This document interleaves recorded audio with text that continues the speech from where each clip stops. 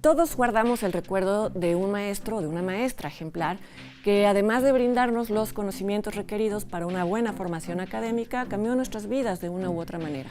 Y, por otro lado, aún en la actualidad, el aula dista mucho de ser un espacio ideal de concordia, de respeto y de educación. El acoso y el abuso escolar hacen que para muchas niñas y niños la escuela pueda llegar a ser un verdadero infierno. Es por esto que en esta emisión, Leonardo García Atzau y yo revisaremos cómo ha sido retratado en el cine iberoamericano el salón de clases, sus maestros y sus alumnos. También repasaremos la trayectoria del director español Víctor Erice, hablaremos de la reciente edición del Festival Internacional de Cine de Morelia y, como siempre, les daremos nuestras recomendaciones de estrenos en salas y en línea. Acompáñanos.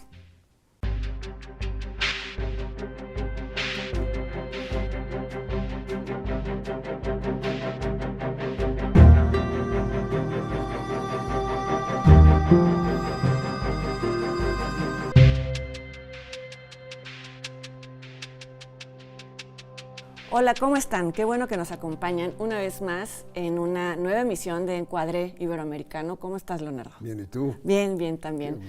Pues ya les adelantamos, hoy vamos a hablar de películas que de alguna manera reflejan, abordan, reflexionan sobre la relación entre profesores y alumnos, ya sea dentro de la escuela o las repercusiones que pueden tener los profesores en la vida de los alumnos.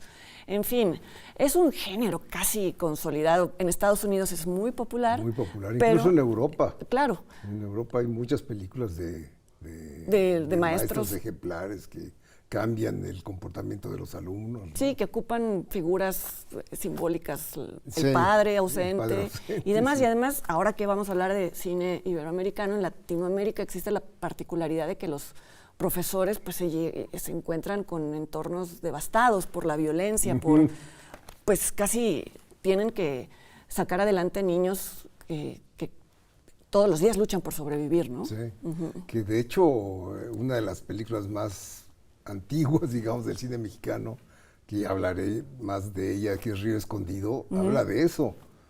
Es un cacique el que tiene dominada la zona y amenazado a los niños y no quiere educación.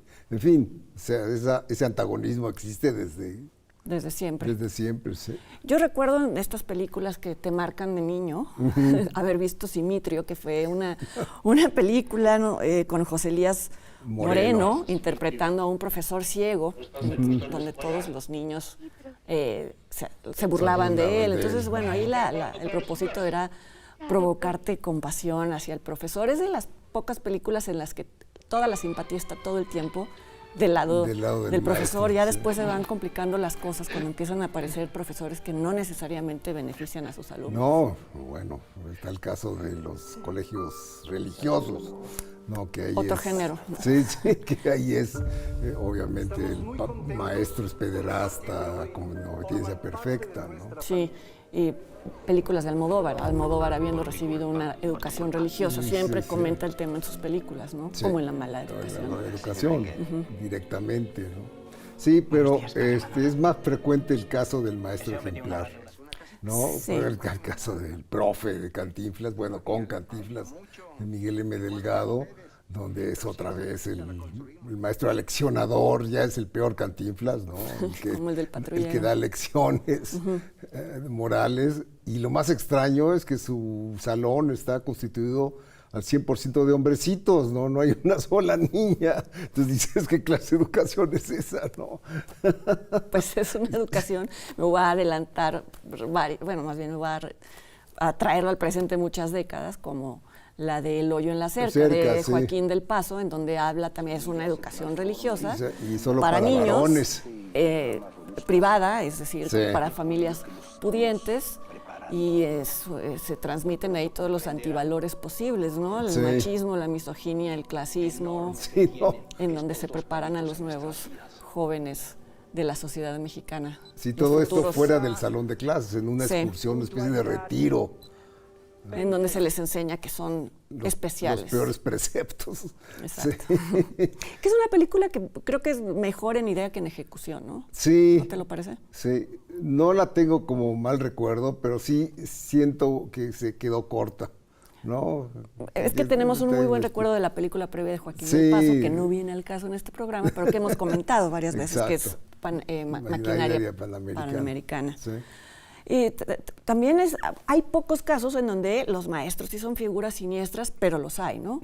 Está el caso de la película La mirada invisible de Diego Lerman, que la comentamos aquí, que realmente no es que llegue a causar ningún daño la maestra en cuestión, pero es una maestra voyeurista, sí, que de alguna manera saca algún tipo de perversión relacionada con el autoritarismo militar de aquellos años. Época, hay una analogía ahí que no sé si se logra del todo, pero el punto es que la maestra es un poco tiene ciertos problemas para asumir su rol de docente. Y también está el de los estudiantes como víctimas de una represión. Bueno, Están claro. todos los casos de el 68 en México, ¿no? Como La noche de los lápices. La noche de los lápices en Argentina, de Héctor Olivera. Y está la de, ¿cómo se llama? Bueno, El Grito, del documental de Leopoldo López Areche. Está el... Bueno, Rojo Amanecer de alguna manera. Pues Rojo Amanecer eran jóvenes estudiantes. Los que vivían en esa casa, sí. Olimpia, más reciente. Olimpia, que era la que yo quería mencionar. Que no necesariamente ocurre dentro del salón de clases. Pero sí hay un buen segmento en la universidad. Pues sí, porque la chica que se queda atrapada en el baño, que fue una anécdota famosa del 68, ¿no? Sí. Sí, pues en los gobiernos militares hay muchos militares represivos, pues generalmente los que pagan son los estudiantes. Y en ese caso también, bueno, hablando ya también del presente, hay un subgénero dentro del subgénero que son las escuelas militares, ¿no? Sí. Lo que puede pasar dentro de la escuela militar, en donde a veces la educación se espera que sea rígida y demás, pero a veces se excede un poco, como es el caso que comenta la película Heroico de David Sonana, de reciente estreno, en donde, bueno, se habla de abusos por parte de los mandos superiores a los cadetes, abusos rayando en la tortura, y que eso pues quién sabe qué consecuencias pueda tener después en el trato de los militares a la población civil a la que van a... Exacto. Y bueno, en cuanto al tema militar, de academias militares, está el caso muy bueno de La ciudad de los perros, que es una estupenda adaptación de Francisco Lombardi a la novela de Vargas Llosa. Sí, una de las mejores novelas, además de Vargas Llosa. Sí, la novela es buenísima. Y la adaptación no le hace, no le resta cualidades a la historia. Cosa que es difícil, porque es muy difícil. Para novelas, además, vamos, de monstruos como Vargas Llosa, monstruos en el sentido monstruo literario. A veces se pierde un poco el lenguaje, ¿no? En la adaptación. Y también, bueno, hablando de las repercusiones de la educación militar, o no tanto eso, un caso muy peculiar, terrible, que sucedió en México. En Monterrey, ¿no? En Monterrey, en los alrededores del TEC, de la Universidad Tecnológica de Monterrey, el documental Hasta los dientes, de Alberto Arnaud, en donde dos estudiantes fueron confundidos por el ejército con sicarios, creyeron, pero sin ninguna averiguación ni nada, dispararon, los mataron obviamente, y peor aún hay evidencia de que dentro de las instalaciones modificaron la posición de los cadáveres para que parecieran... Para parecieran sicarios. Fue un escándalo cuando sucedió, pero no se le dio la importancia, y el documental mismo dio pie a que el ejército tuviera que pedir disculpas a las familias, porque además de todo pues se promovió la imagen de que los chicos eran sicarios y nunca se desmintió, y hasta hace poco pues ya incluso hubo una sentencia para los militares que ejecutaron a los chicos. Entonces es de los casos en los que los documentales tienen un efecto positivo. Sí. ¿No? Y bueno, está el caso también del acoso dentro de las aulas, que hay un ejemplo muy bueno, el de Perfume de Violetas, que ya abundaré sobre ella, y el de Después de Lucía, de Michel Franco, ¿no? Que es el bullying de esta pobre chica que por cometer... Por lo que sucede ahora, ¿no? Que por existir redes sociales, alguien graba un video y lo propaga y se vuelve una víctima. Y se vuelve una víctima. Sí. Es una de las mejores películas de Michel Franco. Sí, a mí me parece que yo creo. Sí. Y bueno, también están las películas que tratan de evidenciar las deficiencias del sistema educativo. En México, pues tenemos el caso del documental de Panzazo, de Carlos Loret de Mola y Juan Carlos Rulfo. Rulfo, sí, que era más bien como de cine encuesta, ¿no? Era así, Carlos Loret de Mola con un micrófono, entrevistando a diferentes gentes, ¿no? Y otra película que ya vamos a comentar en nuestras favoritas, que es reciente y en la que aparece Eugenio Derbez. Sí, no, y también está El último vagón. Claro. También habla de Ernesto Contreras, habla también de eso, ¿no? De las deficiencias en México. Está también entre mis favoritas. O sea, que ya te doy la palabra para que tú des pie a esta sección. Sí. Bueno, pues sí, vamos a hacer una pausa y volviendo vamos a comentar nuestras 5 favoritas sobre el tema de la educación en el cine iberoamericano. No se vayan.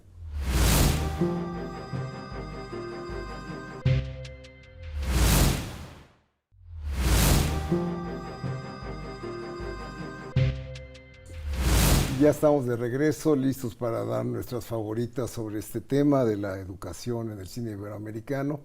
Y bueno, yo empiezo como siempre, y bueno, coincidimos en la número 5, tanto Fernanda como yo, escogimos una película muy reciente que está en cartelera, que se llama Radical, de Christopher Saya, y protagonizada por un Eugenio Derbez extrañamente controlado, y que no hace el chistoso, ¿no? Cosa que me sorprendió mucho y gratamente, porque tiende a hacerse el payasito, cosa que pasó, por ejemplo, en Coda. Que ganó el Oscar y ganó Sundance, ¿no? Inexplicablemente, en mi opinión. Sí, por eso me reí en el segmento anterior cuando dije es una película en la que aparece Eugenio Derbez, porque quizá ya por prejuicio tendemos a pensar que va a ser una de estas películas, sí, ¿no? Sí, un vehículo a su comicidad, y no. No. Es una reflexión bastante pertinente sobre lo mal que está planteada la educación tradicional y cómo es necesario interesar a los alumnos, motivarlos de una manera muy imaginativa, muy inventiva, ¿no? Sí, habla de un caso real de una niña que tenía unas capacidades increíbles para las matemáticas y la física, y eventualmente obtuvo una beca, ¿no? Para estudiar en la NASA, creo. Sí. Esto sucedió en Matamoros. Matamoros, está basado en un caso real que incluso al final salen las fotos del verdadero maestro. Sí, y de la niña que fue portada de revistas como Wire, en fin, vamos, tiene esta parte anecdótica que es muy conmovedora, pero a mí me gusta que la película le entra bien al tema, le entra con todo, porque pues también a veces por conseguir una clasificación accesible o ser más menos perturbadora, a veces las películas se ahorran justo lo que no deben de ahorrarse, que es pues estos niños que en el camino a la escuela ven pues de pronto un muerto o dos, porque eso es el entorno en el que viven, y pues muy pronto también sus papás les dicen, no, hay que irnos, o tú me tienes que ayudar a seguir trabajando, no va a ser posible que estudies. Y sí, como dices, Eugenio Derbez hace un papel en función de la película. Exacto. No de sí mismo. Exacto. Entonces la recomendamos. Sí. Bueno, mi cuarta es Río Escondido, el clásico de Emilio el Indio Fernández, que es otro caso de maestra ejemplar, enviada nada menos que por Miguel Alemán en persona, como una especie de figura, una figura casi mítica, porque ni se le muestra, es la espalda o la sombra de Miguel Alemán la que le dice, usted vaya y eduque a los niños de tal pueblo. Y María Félix, que es la maestra, hace lo imposible para no parecer glamorosa, pero sí muy enjundiosa en traer la educación, a pesar de las maniobras terribles de un cacique que es Carlos López Moctezuma, por supuesto, que es el villano de la película, y que ella al final se sacrifica. Es una película muy religiosa, es una especie de Cristo educativo que se sacrifica por sus feligreses. Y hay una escena que a mí me mata de la risa, que está ella agonizando. Al final, bueno, la voy a contar porque es un clásico. Ella está agonizando porque le dieron un tiro o algo así. Y hay un niño que ella ha adoptado, un bebé, y el bebé llora, no sé qué, y ella lo señala y dice, ese niño es México. Y entonces así como la apoteosis. Sí, claro. La apoteosis, ¿no? Sí, no, era la política de entonces, la política nacionalista, que el indio era un fiel adepto, ¿no? Claro, y además Miguel Alemán, la figura de la modernidad, ¿no? Sí, claro. De la que tanto se burlaba Buñuel en Los Olvidados. Sí.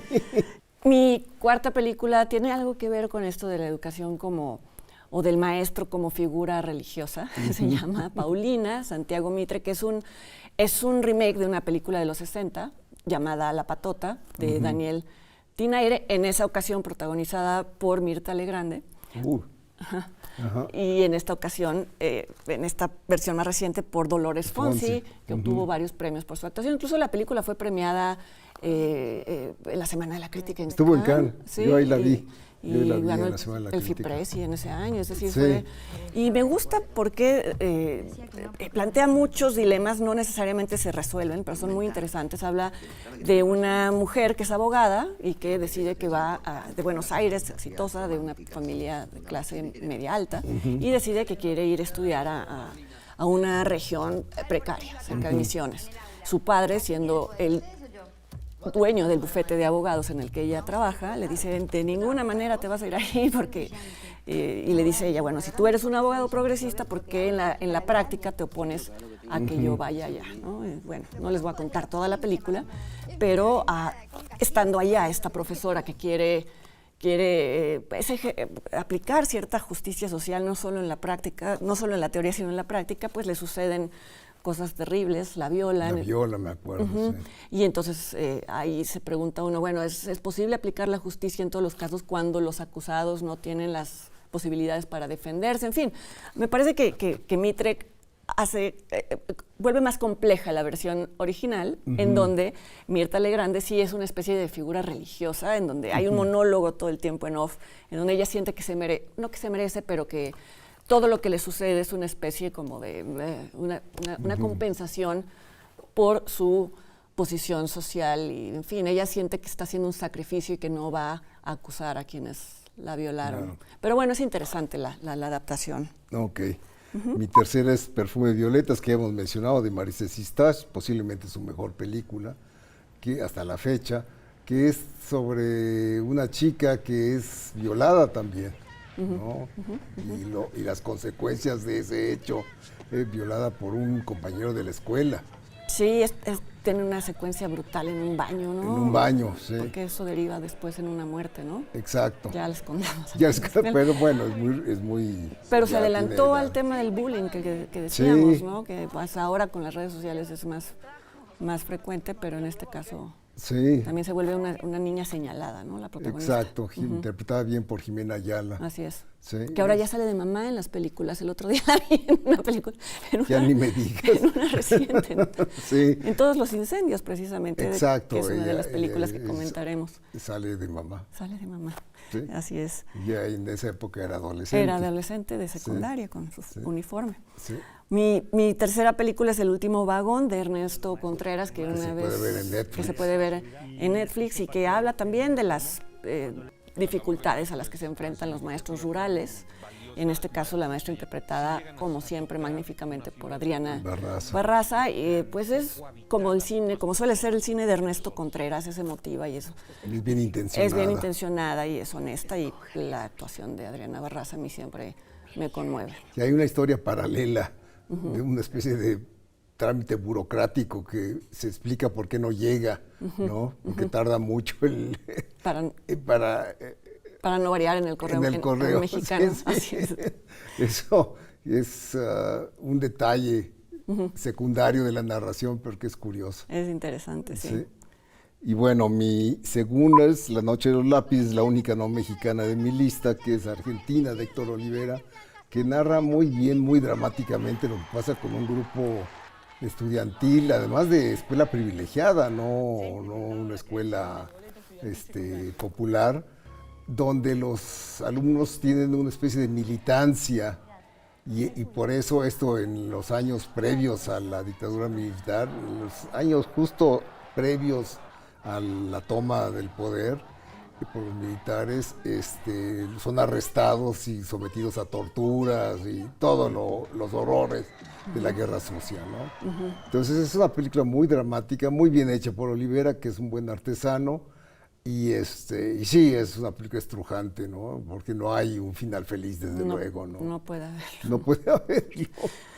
sí, curiosamente mi número 2 también tiene que ver con la dictadura militar argentina. Está hecha por una argentina. Está hecha por una argentina en su debut como directora, porque ya había destacado como guionista, que es de hecho Paula Markovich. sigue ejerciendo de guionista. Sí, más bien ya siguió por ese lado, que es Paula Markovich, creo que ya lo dije. Sí. Y pues sí, cuando se exhibió en México fue bien recibida, pero en tanto el contexto es argentino, los argentinos decían debía de haberse estrenado acá, ¿por qué no la vimos acá? Y en fin. Pero bueno, lo que se cuenta es bastante comprensible en cualquier contexto en donde hay represión. Habla de una madre y una hija escondidas, escondidas porque su familia había sido torturada por los militares, eran militantes, valga la redundancia en el sentido contrario. Y la niña va a una escuelita en donde hay visitas regulares por parte de militares, en donde se hace un concurso de ensayo, y la niña, que toda su vida ha oído de su mamá historias de terror sobre los militares, pues le parece muy natural decir que bueno, que mataron a su prima y demás, y al final pues tiene que cambiar la redacción, porque imagínate si eso... Y es muy cruel el dilema al que se enfrenta la propia madre, ¿no? Porque la niña cambia su discurso para hacerlo elogioso, y eso a la vez la llena de aplausos y la llena a la niña y la llena de elogios y gana el premio. Y gana el premio, y entonces pues es como conciliar en la conciencia de la niña esta aceptación de sus compañeros a cambio de mentir, ¿no? Claro. Y es una película muy minimalista, y eso quizá a mucha gente no le gustó, pero la niña es estupenda, entonces creo que cuando un niño hace bien su trabajo en el cine, casi tiene la mitad. Funciona muy bien, como en el caso de nuestro primer lugar de los dos. Sí. Bueno, es que ni siquiera es que trabajaron. No son actores. No son actores, pero cómo se desenvuelven bien. Exacto. ¿No? El eco de Tatiana Hueso, que es un documental, el último documental de esta cineasta, que en el pasado programa nos dedicamos a su filmografía y hablamos del eco, pero hay que abundar en esa cualidad que es los niños, ¿no? Los niños protagónicos, que son maravillosos. Son maravillosos. Y es curioso, a mí no sé si te pasó, tú ya la habías comentado, ya la habías visto, yo apenas la vi ahorita. El tema de que la educación que reciben estos niños en una comunidad pequeñísima llamada El Eco, en Puebla. Es una educación muy imaginativa, al contrario de Sí. casi como los la niños. Antítesis de Radical. De Radical, los niños. Sí. Pues no aparecen sus maestros, pero se ve que han aprendido y que han asimilado. Y ellos mismos imparten las clases de una manera súper eficaz, hablando de fenómenos físicos, y son encantadores ellos mismos, que además se ve que les gusta la enseñanza, les gusta aprender. Hay un personaje, no es un personaje porque es documental, pero bueno, hay una niña que aparece dándole clases a sus muñecos y a su Barbie, ¿no? Sí. Que bueno, para mí es la que se lleva el corazón, perdonen la cursilería, porque los regaña y les hace repetir las lecciones con una convicción absoluta, ¿no? Además es una prueba el documental de que la educación no solo se restringe al salón, ¿no? Que la educación es algo existencial, que se aprende en la familia, que se aprende en el contacto con las otras personas. En el mejor de los casos es lo que sí, porque cuando es árida, pues uno, ¿no? Cosas de la secundaria que no te acuerdas, ¿no? Exacto. En cambio se ve que estos niños realmente viven la educación como parte de sus vidas, y ponen como ejemplos a los animalitos con los que trabajan, y con esta fotografía increíble de Ernesto Pardo. Es increíble. Consigue unas imágenes sorprendentes, Tatiana Hueso, y una vez más sorprende cómo logra entrar en conversaciones muy personales entre los niños y entre ellos mismos, con sus padres y entre ellos mismos, en donde dices, ¿cómo es posible que no se sientan intimidados por una cámara? Que obviamente habla de la habilidad de Tatiana para entablar una confianza con sus sujetos documentados. Bueno. Pues estas fueron nuestras 5 películas favoritas alrededor del tema de alumnos y profesores. Pero no se vayan, porque al regresar vamos a hacer un repaso de la estupenda filmografía del director español Víctor Erice. También haremos el acostumbrado in memoriam alrededor de las personas que fallecieron en este último mes. Y les vamos a presentar una entrevista que realizó el Canal 22 con el actor Jaime Badel, el protagonista de la película El Conde de Pablo Larraín. No se vayan.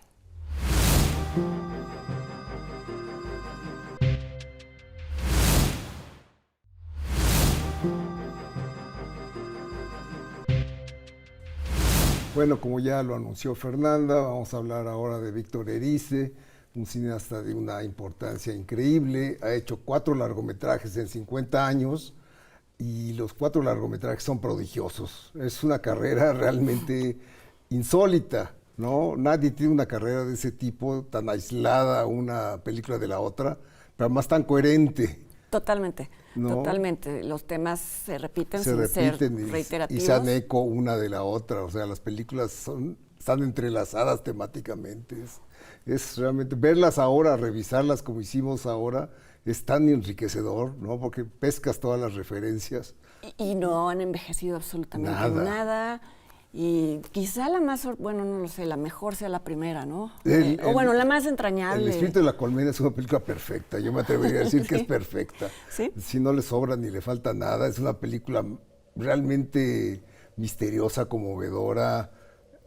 Que describe, pues no describe, porque nunca describe, no es descriptiva, pero evoca la influencia que puede tener el cine en todos, ¿no? Este tema se repite en todas sus películas, pero en este caso además lo hace a través de 2 personajes, 2 niñas, que bueno, yo creo que son también de los 2 personajes infantiles más conmovedores en la historia del cine. Una de ellas es Ana Torrent, con esta niña que siempre en las películas aparece, bueno, de niña sobre todo, también es Aura, como que con un pie en lo fantasmagórico, con estos ojos enormes, y bueno, en este caso... Enormes y expresivos, ¿no? Enormes y expresivos. En este caso, las 2 impactadas por la función que se realiza en su pequeño pueblito. Pueblo de Hoyuelos, Segovia. En donde llega el cine. Y ven Frankenstein. Y sobre todo les impacta el momento en el que Frankenstein intenta hacer amistad con una niña y sin querer la mata.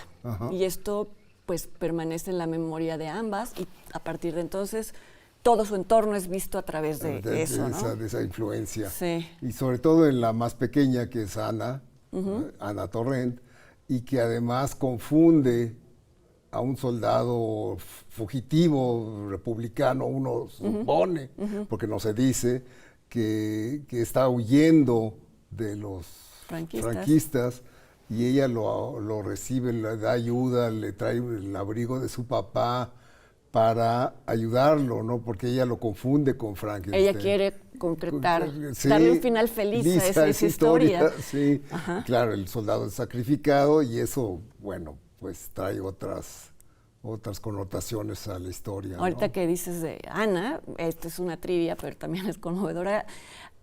Cuando llegó Ana Torrent al set, le iban a dar otro nombre a su personaje, le sorprendió a la niña que los personajes, entonces Erice cambió el nombre de todos los actores para que más bien de los personajes para que correspondieran a los nombres y para que Ana la otra niña se llama Isabel y se llama Isabel. Sí, los actores también, porque es que es muy bonito porque también habla de cómo de la fusión entre el cine y la realidad, ¿no? Claro. Ana Torrent estaba de alguna manera totalmente fusionada con su personaje. La frase "soy Ana", que es la que termina El espíritu de la colmena, se repite en la última película, ¿no? Ay, sí.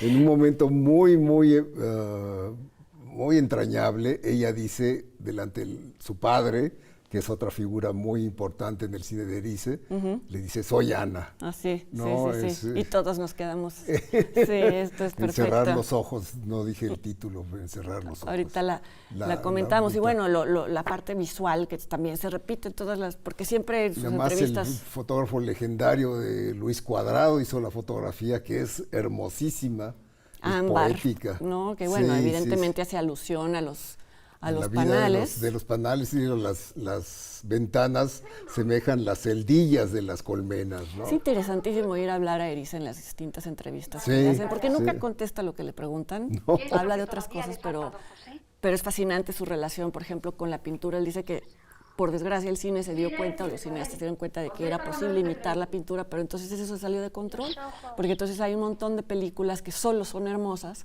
pero que no necesariamente... Sí. Entonces él pelea contra todas estas cosas siempre, para que nada se salga, para que nada sea solamente eso, ¿no? Sí. Sí, pues y además aquí ya se ve su signo de puntuación favorito, que es la disolvencia en negro. ¿No? Todas las escenas importantes disuelven a negro. ¿no? Lo cual nos da una especie como de respiro a lo que estábamos viendo. Y hay también esta confusión, o no confusión, pero bueno, algunas escenas que suceden en la vida real aparecen como si estuvieran filmadas en celuloide, ¿no? Exacto. Con Ana imaginándose, interactuando con el Frankenstein. Exacto, que parece Frankenstein. Que parece Frankenstein, sí, sí, sí. porque ella así lo vive y porque las personas a veces así viven el cine, ¿no?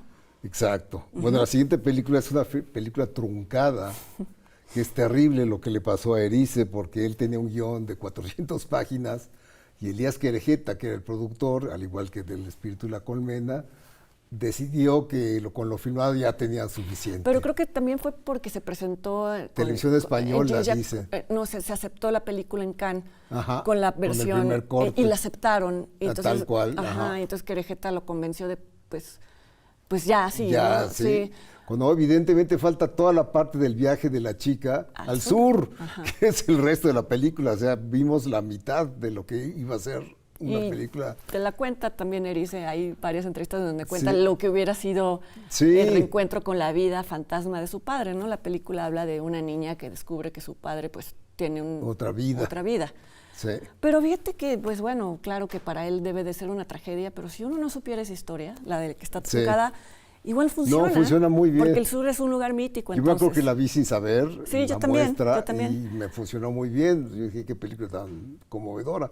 Pero para él es una tragedia. Sí, es una película inacabada. ¿No? Y se repite el tema del hombre que, en este caso el padre, está enamorado de una actriz de cine. Irene Ríos. Que el nombre es muy emblemático porque es Ir. Las iniciales y las primeras dos letras es Ir, ¿no? Lo cual es muy revelador de lo que el padre quiere hacer.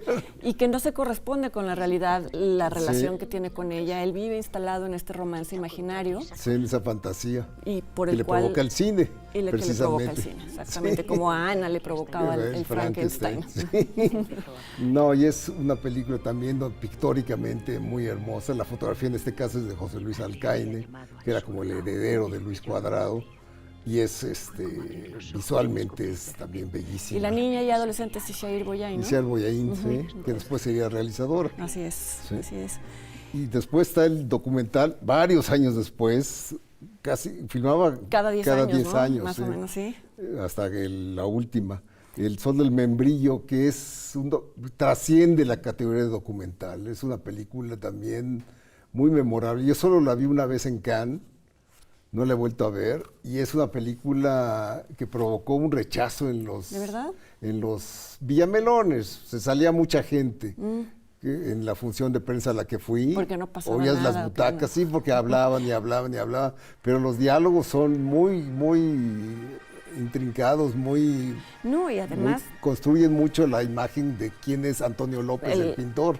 Y que además es fascinante ver su devoción a captarle la luz del sol en el árbol de membrillo. Sí. Y como toda su vida empieza a girar, es más, todos sus amigos empiezan a ir ahí, es decir, todo comienza a girar alrededor de su trabajo como pintor. Veía una entrevista con ellos y decía Antonio López que él solo se sentía natural cuando estaba trabajando, pero que no hay una sola línea de diálogo planeado, no hay un guión para la película. Todo está improvisado. Y dijo Erice algo muy hermoso, o no sé si lo dijo Antonio López, y ya estoy... Pero esto, ¿no? De que una vez terminada la pintura, el árbol vuelve a ser un árbol, porque te acuerdas que al final se pudren los frutos, ¿no? Lo cual no sé por qué me conmovió mucho, ¿no? Pero que es el arte lo que le da esa trascendencia, pero que también la luz de los reflectores de la película misma quizá provocaron que maduraran antes de tiempo. O sea, que hay 20,000 reflexiones sobre el efecto del hombre en las cosas, de los ciclos naturales. Hay eso, todo lo que pasa con las películas de Erice, ¿no? 1000 capas. Sí.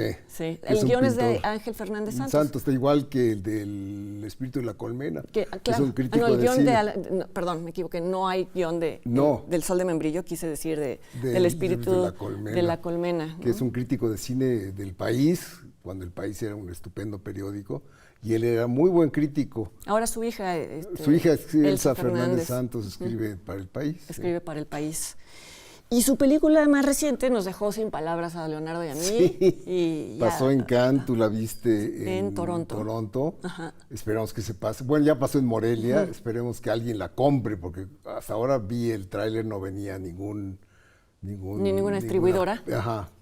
Entonces Bueno. esperemos que alguien se aviente a comprar una película que tampoco es fácil, dura 2 horas y media, y es una película también casi indescriptible. Es muy difícil describir sus películas, Sí, de que te preguntan de qué se trata, no se puede no decir. se puede. Bueno, en esencia es un tipo que busca a alguien, también una especie de figura paterna que desaparece.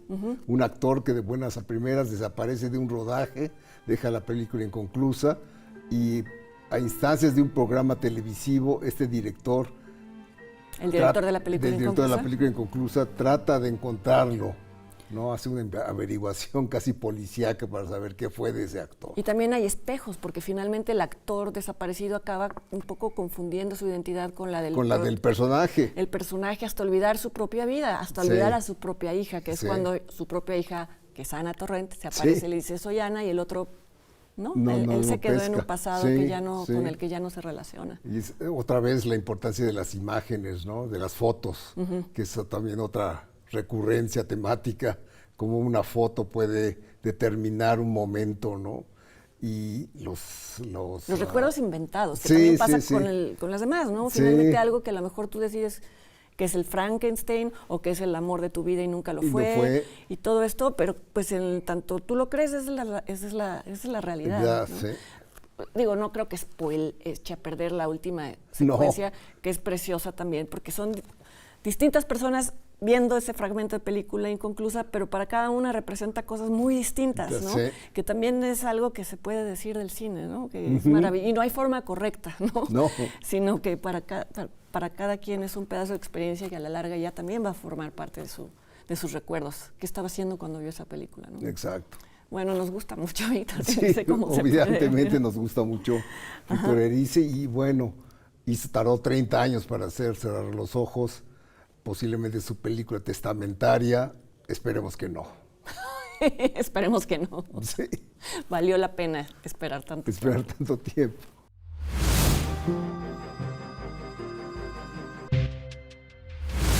Bueno, estamos en la sección en la que recordamos brevemente, porque el tiempo no nos permite más, a personas del medio que fallecieron en este último mes. Uno de ellos fue el actor mexicano Álvaro Carcaño, que es un rostro muy visto en el cine mexicano, en la televisión mexicana, en el teatro mexicano. Trabajó con directores importantes como Casals, como Fons, como Ripstein. Con Casals hizo su papel más memorable. En El Apando hace un jefe de celadores o algo así, un directivo de la cárcel que es absolutamente fascista. Es un tipo despreciable el que aparece ahí, y Carcaño lo interpretó muy bien. Y además no tenía el físico para eso, porque siempre es como que, bueno, sí, no sé, hacía comedias y hacía entonces otras. es como que se salió de su tipo, ¿no? Sí.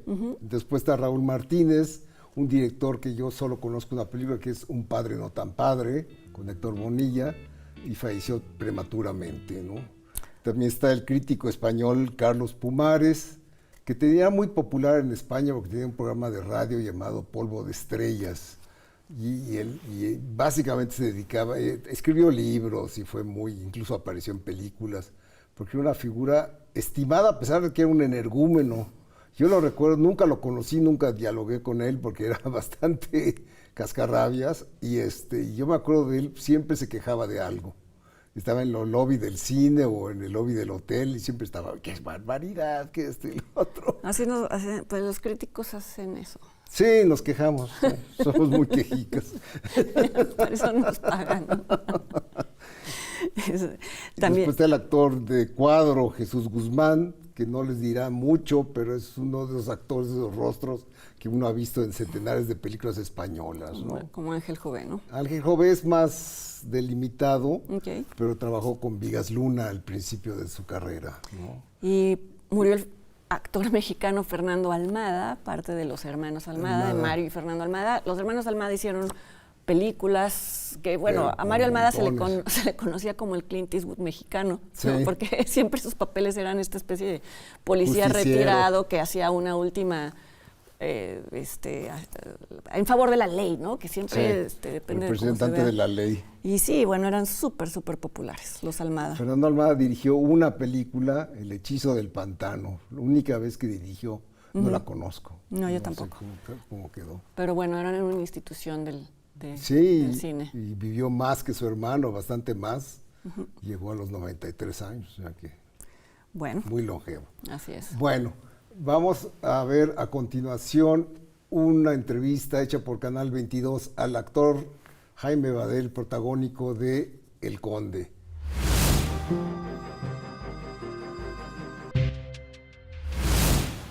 El cineasta chileno Pablo Larraín da un giro a su carrera. Después de filmar 2 biopics dramáticos y solemnes, Spencer y Jackie, ahora nos presenta El Conde, que tiene como protagonista a Augusto Pinochet, un vampiro francés que se convierte en dictador en Chile.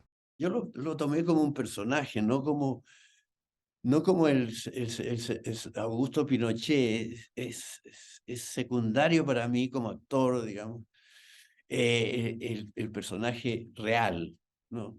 Porque es un personaje inventado, el que aparece en la película. Es una creación de los guionistas y del director.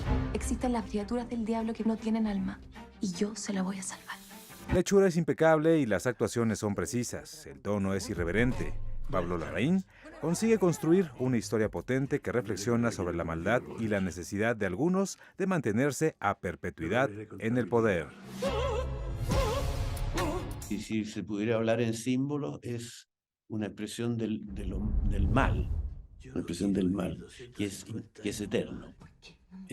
Esa presencia está en la humanidad desde hace 100 años, 1000 años, digamos, y va a estar, parece que bastante tiempo más. A mí me gustaba matar, a usted le gustaba robar. No, a mí también me gustaba matar. Lo cierto es que como espectador el filme es entretenido, pero también es verdad que la película toca fibras sensibles. Muchos pensarían que las dictaduras no son cosa de juego.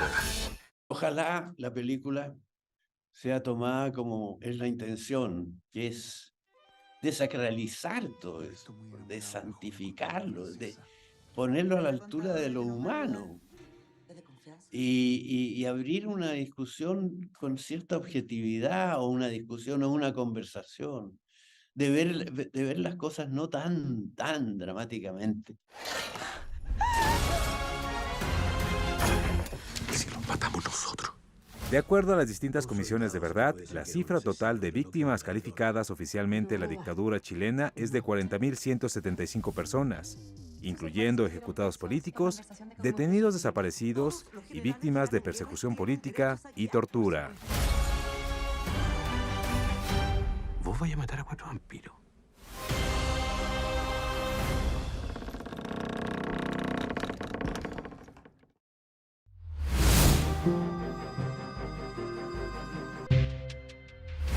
No se vayan, al regresar vamos a hablar del Festival de Morelia, que se celebró hace apenas una semana, y para terminar, como siempre, les haremos algunas recomendaciones. No se vayan.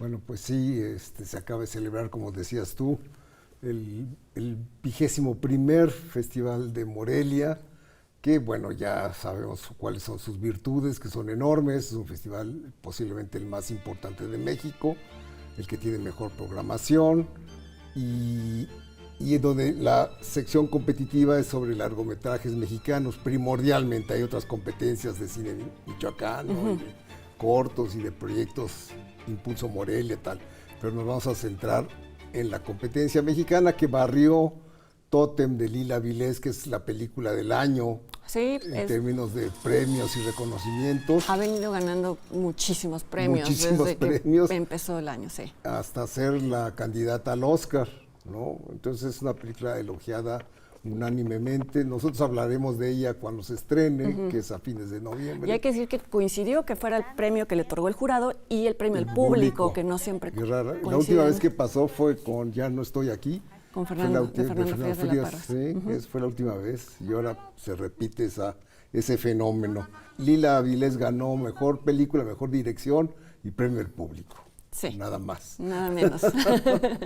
Y el premio de guión fue para Elisa Miller y Daniela Gómez, una adaptación de la novela Temporada de Huracanes. De Fernanda Melchor, que también contribuyó en la adaptación de su propia novela, y ya esta película... Está por estrenarse, ya se estrenó. ¿Ya se estrenó? En se estrenó en Netflix. También, en Netflix todavía no. Está a punto. Está a punto. Yo creo que para cuando ustedes vean esto, ya estará. Ya estará en Netflix, así es.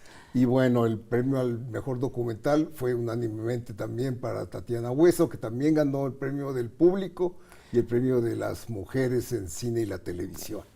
Es que yo creo que era contundente ese premio, ¿no? No había otro documental que se le comparara. Así es, qué bueno que a mí me dio mucho gusto ese premio. Bueno, y hay que decir que hubo problemas organizativos, sobre todo por los boletos, ¿verdad? Que ya ahora sí se rebasó la demanda. Pues sí, es que ya las sedes son muy pequeñas para la cantidad de gente que quiere ir al cine. Entonces están probando formas para vender boletos que no se agoten mucho tiempo antes, pero están todavía no son perfectas. Entonces, y para los acreditados como nosotros, que los dos estuvimos en el festival, pues sí era un poco lioso conseguir entradas, porque a veces decía una versión, luego se contradecía y nos decía, no, sí pueden entrar con su credencial.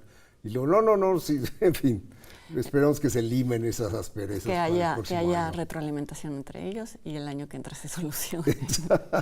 Bueno, pero para ver películas en línea no hay que hacer filas, colas, como decimos aquí, y hay buenas opciones, ¿no? Está Casandro, de Roger Ross Williams, que es una coproducción entre México y Estados Unidos.